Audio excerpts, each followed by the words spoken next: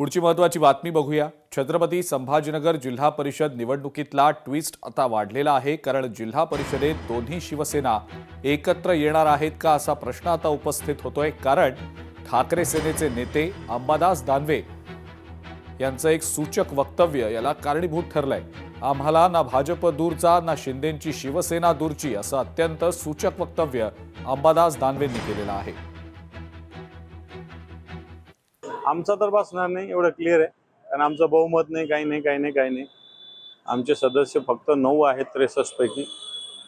आता भारतीय जनता पार्टी आहे, शिंदे गट आहे, हे अलायन्स करतात नाही करतात, एकमेकाविरुद्ध लढतात, मला काही माहिती नाही। तुमचे सदस्य सहलीवर गेले अशी चर्चा आहे? हो गेलेले, आम्हीच पाठवलेले।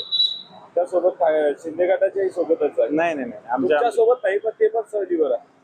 असं मला माझ्या पक्षाचं माहिती आहे, बाकीच्या पक्षाचं मला माहिती नाही। दोन्ही शिवसेना एकत्र येणार अशी जोरदार चर्चा आहे। अजून तरी असं काही नाही, परंतु कुठेतरी सत्तेत सहभागी व्हावं असं सदस्यांचं मत आहे। लोकशाही मराठी ऐका, पहा, जागरूक रहा।